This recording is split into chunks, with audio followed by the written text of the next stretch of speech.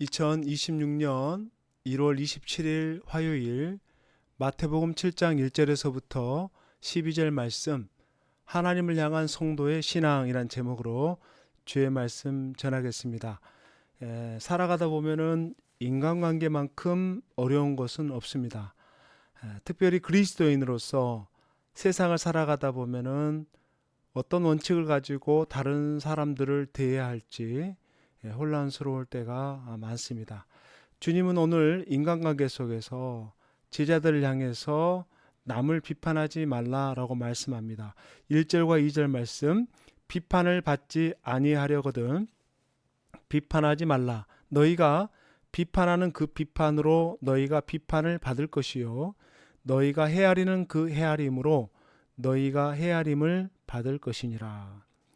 자, 인간관계가 힘든 이유가 뭐냐? 모든 사람이 다 다르기 때문에 그렇습니다. 예수님은 우선 믿음의 형제들끼리는 서로 비판하지 말라라고 가르칩니다. 왜냐하면 서로가 다른 모습으로 하나님의 부름을 받았기 때문에 그것을 인정해야 됩니다. 그 다름을 틀림으로 인식을 하게 되면은 자기가 보고 있는 잣대로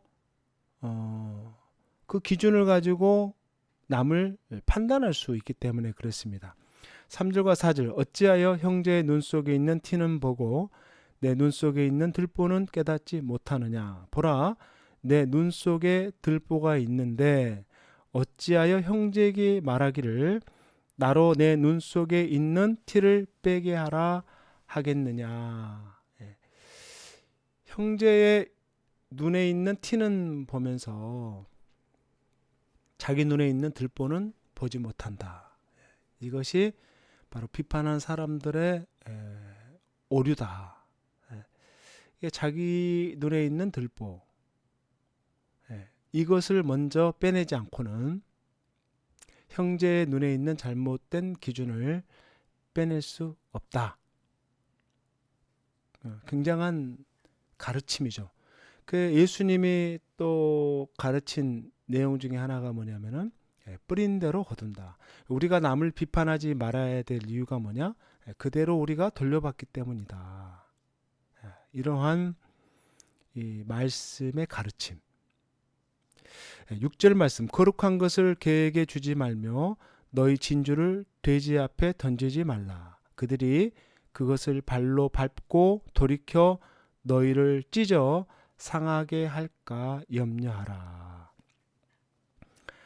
예수님은 제자들에게 비둘기같이 순결하고 뱀처럼 지혜롭게 행동하라 라고 하셨습니다. 그런데 우리의 그 선한 태도를 악용하고 심각한 상처를 주는 사람들이 있음을 예수님이 염려하죠. 염려하고 있어요. 그래서 이 겸손과 거룩도 그 가치를 알아볼 수 있는 사람들에게 줘야 된다. 우리를 대적하려 드는 사람들이 있다면은 발에 먼지를 털고 그들에게서 떠나라는 또 주님의 가르침이 있어요. 교만하여 회개하지 않는 고울은 예수님도 저주하셨습니다. 가식적인 종교 지도자들에게 독사의 자식이라고 꾸짖었습니다. 그래서 우리가 이 시대를 분별하는 지혜가 필요하다. 거룩한 것을 개에게 주지 말라라고 말하거든요. 그래서 비둘기처럼 순결하고 뱀처럼 지혜롭게 행동하는 그런 영적 분별력이 이 시대에 필요하다라는 것을 잊지 말아야 되는 겁니다. 7절과 8절 구하라 그리하면 너에게 주실 것이요 찾으라 그리하면 찾아낼 것이요 문을 두드리라 그리하면 너에게 열릴 것이니 구하는 이마다 받을 것이요 찾는 이는 찾아낼 것이요 두드리는 이에게는 열릴 것이니라. 구하라 찾으라 두드리라. 여기서 우리가 알 수 있는 게 뭐냐면 우리가 하나님 자녀요 백성임에도 불구하고 가장 귀한 보물은 그냥 거저 주는 것이 아니구나. 구해야 되는 거구나. 찾아야 되는 거구나. 문을 두드려야 되는 거구나 라는 것을 발견하게 되는 거죠. 그럼 왜 하나님이 이 귀한 것을 그냥 주지 않느냐? 그는 우리가 이 세상의 보물과 하나님께서 우리에게 주시려는 것을 혼동하기 때문에 그래요.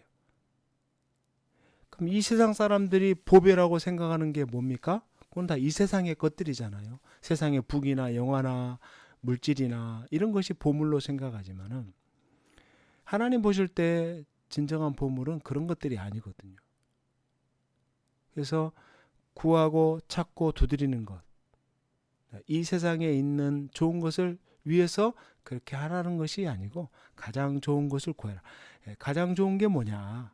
하나님 안에서의 가장 좋은 게 뭐냐? 예수님, 우리 성령 하나님, 진리의 말씀, 이런 것이 우리가 구해야 될 내용이다.